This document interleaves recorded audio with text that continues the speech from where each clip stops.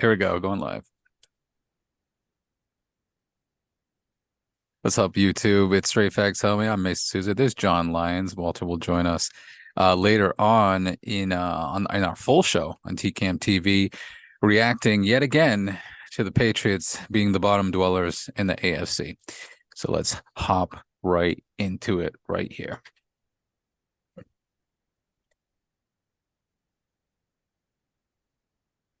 And I need to maximize my zoom because I still don't know after all this time. All right, here we go. Here we go. Three, two. Welcome back in, ladies and gentlemen, into the one and only Straight Facts, homie, an NFL football show coming your way for 60 minutes currently as we react to the New England Patriots in the first quarter, as we do every segment. We are live on YouTube. Join the conversation there. I'm followed by, or excuse me, alongside John Lyons. I'm Mason Souza. John, how are you? You were there in the flesh today. I Correct? was, and thankfully, Mason, it was a nice day. But my biggest takeaway is you see this picture behind me of Brady and Bill with the six banners on it. Yeah, we're a long, long way from those days. I'll tell you that. That was my biggest takeaway from being at the game today, besides what actually happened on the field itself. That might as well be another reality, like another universe, because yeah, Yeah, it that's seems like pre-COVID, and now post the Patriots. COVID is the line of demarcation. Before we had six championships, after we can't win a game. honestly couldn't say it better myself. We are on Facebook, we're on Twitter, YouTube, as I said, Straight Facts Homie on TCAM TV. Join the conversation. We'll get to everything else in week 9 as we are officially at the halfway point of the NFL season, which is nuts to me. But it flies by as it does every year. And Patriots fans would wish it's over because this is as we record on November the 5th, it is a 5th of November that they wish not to remember, and not the season as a whole. So, John, let me just toss it back to you. 20-17, the Patriots fall, stay in last place in the AFC, and I'm trying to figure out verbs and adjectives to come up with. So please, you lead us off. Yeah, so I want to start offensively here. And I feel like a lot of games this season, we've talked about the huge mistakes their offense has made, which has cost them, whether it be turnovers, drop passes, all that. They had that today, but also they totally failed to take advantage of Washington's mistakes, right? Like you go back to the first drive of the game, they go for it on fourth down. Tyquan Thornton is wide open, and Mac Jones just overthrows him. Washington makes a mistake. Patriots can't take advantage. Then you go the deep pass to Jalen Reagor. He gets behind the defense. The defense, at least to a point, makes a mistake. They don't cover him well enough. Pass hits off his hands. Then I think it was the second to last drive the Patriots had. Mac Jones had Stevenson down the sideline. He throws it off his back foot, underthrows it, incomplete. And it's like these are all things that are there, and the Patriots couldn't take advantage. And of course, they made plenty of mistakes in their own right. And the frustrating thing, Mason, is the Commanders came into this game having allowed 18 passing touchdowns, which was the most in the NFL. They had also allowed 22 plays of 25 or more yards, which was the most in the NFL. We saw the Patriots really only make one big play in this game, and that was the Ramondre Stevenson 64-yard touchdown run, which was a terrific play. But you would expect that, and this goes, I think, to the roster and the issues like that, they couldn't take advantage of any of these mistakes that the Commanders made, and they couldn't make really any big plays outside of that Stevenson run. And Demario Douglas had a couple nice receptions in there. I don't want to totally dump on it, but they really just struggled once again, which has been the story all season, to make big plays. And this was the one defense on their schedule that you're almost guaranteed to get multiple big plays. And the only one they really got was that Stevenson run. My opening takeaway watching this game, I saw, I'll say a lot, because if you see one, that's more than too many.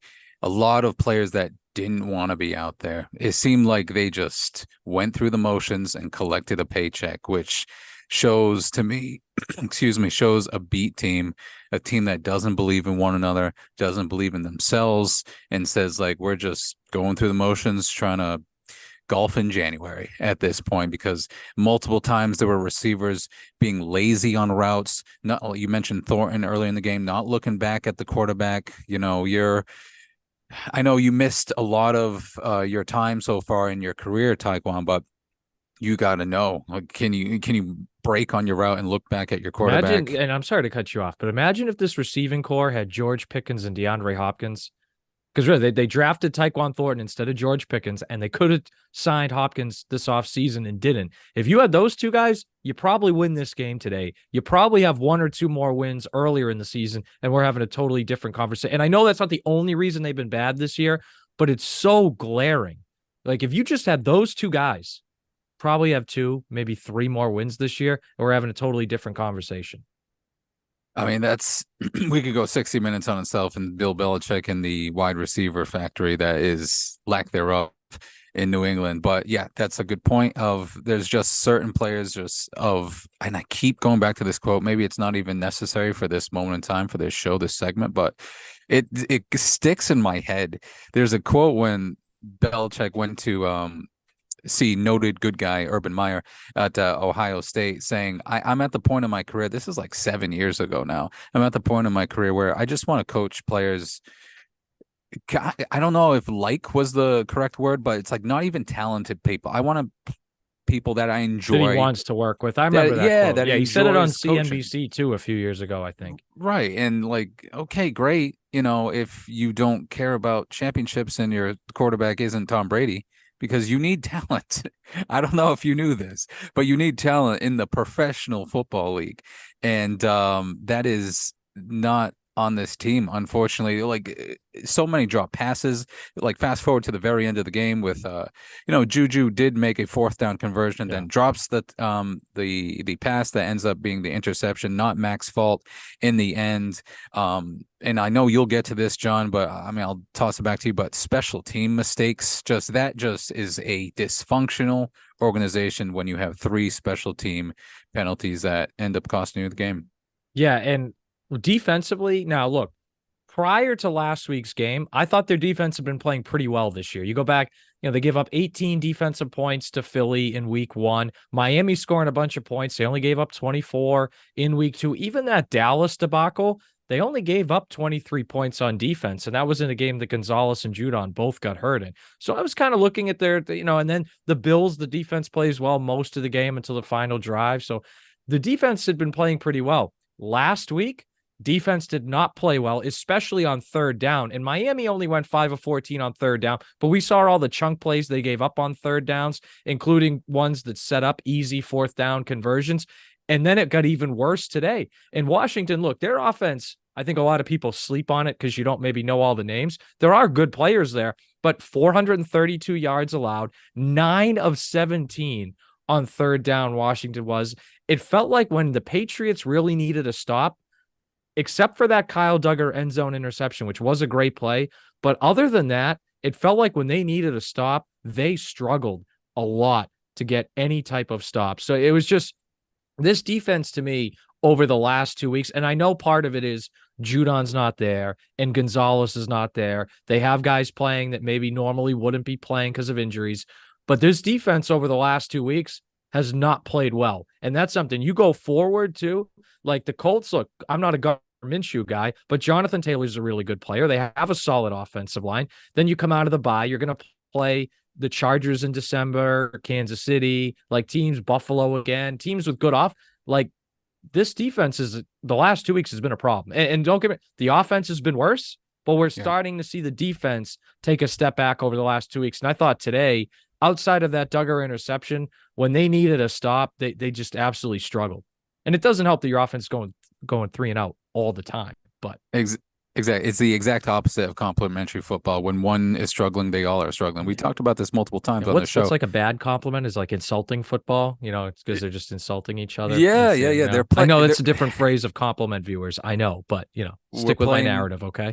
We're playing insulting football out there, and and it is insulting to the Patriots fans as well, because that was kind of my question as I tweeted out the link to watch the show. I'm like, what's kind of snappy thing can I say? I'm like, do Patriots fans even care, or are they indifferent at this point? And like we do a football show, like so we do it every week. We're invested. We watch.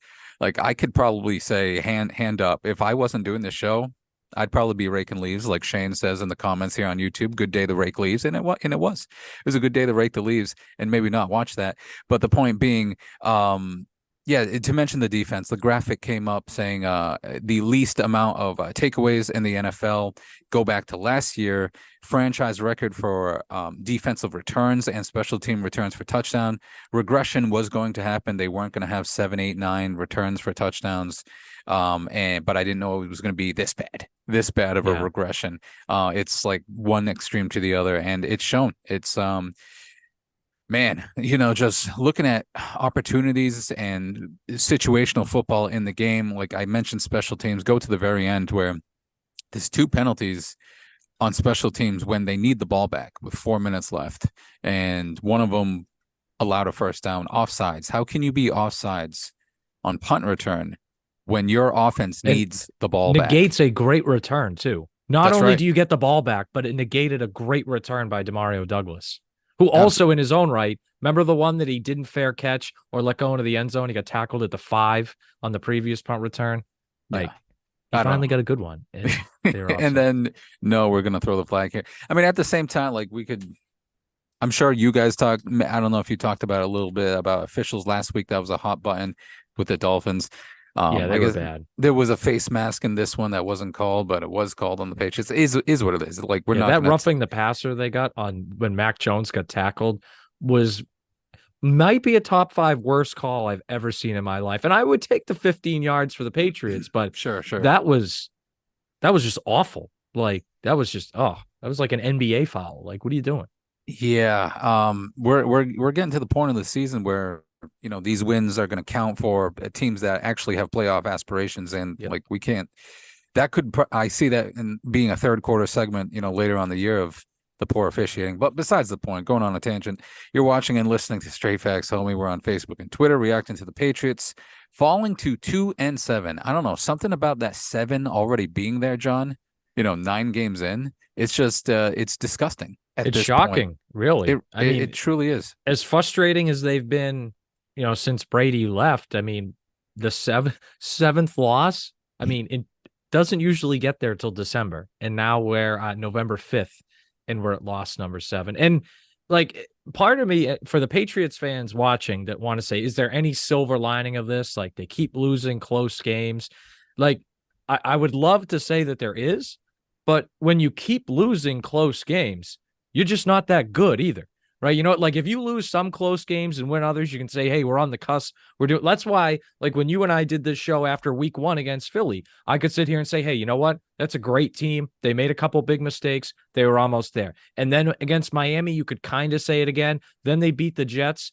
But now, right, you had those 2 blowout losses, but now, like Miami last week, that game was in range.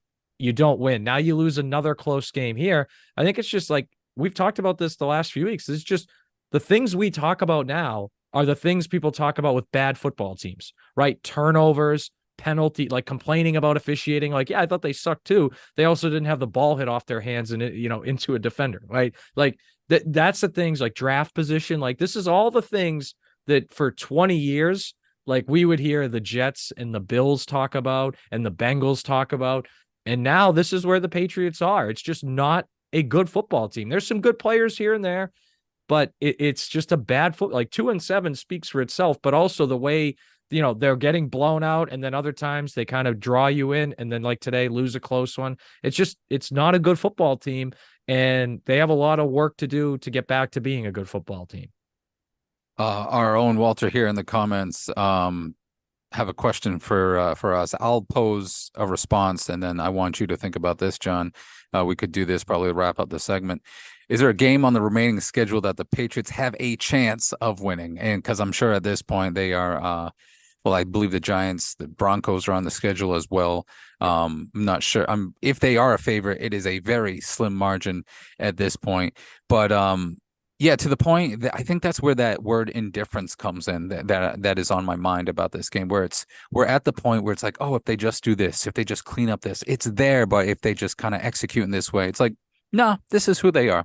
Yeah, this is we've given them so many chances, so many It's just not a opportunities. good team. Like there's no way around it. Like if they were 4-4, after 8 games, and or 4-5 right now after 9, then maybe we could say, hey, there's a bounce here, bounce there. They're on the come up. Like 2-7. Like, yeah, like what do you like? It's just not good. Yeah.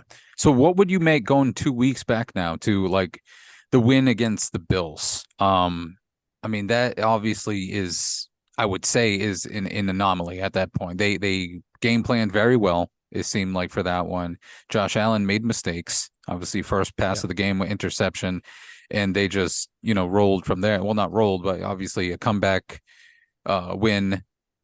I don't know. Yeah, well, that was a confluence of factors to me. Like, look, the Patriots first and foremost did play well in that game and deserve credit. But the Bills also played bad and had four starters missing on defense. Like, if that doesn't happen either, Patriots probably don't win that game at the very end. So, like, yes, the Patriots played well. And look at the Jets game. I mean, the Jets, if they catch a Hail Mary, which they almost did, you lose that game too. So, like, and for Walter's question, the rest of the year, like, I think they can beat the Colts in Germany, but I don't like in our pick'em segment. I'm not going to pick them, but I think it's like that's spoiler alert. Yeah, the Colts are close enough that like I think the Patriots could beat them. I do think they'll beat the Giants. I actually kind of like them in that Thursday night game against Pittsburgh, just because I don't know what to make of Pittsburgh. And then Denver, like the Pittsburgh Denver, I think they can win one out of those two games, and I think they beat the Giants. So like what I'm talking about here is a max of 5 wins. Because even if they beat the Colts, beat the Giants, and beat Denver, that's 5 wins. And maybe you tell me the last week of the year, if the Jets are out of the playoffs and they've checked out, you get your sixth win.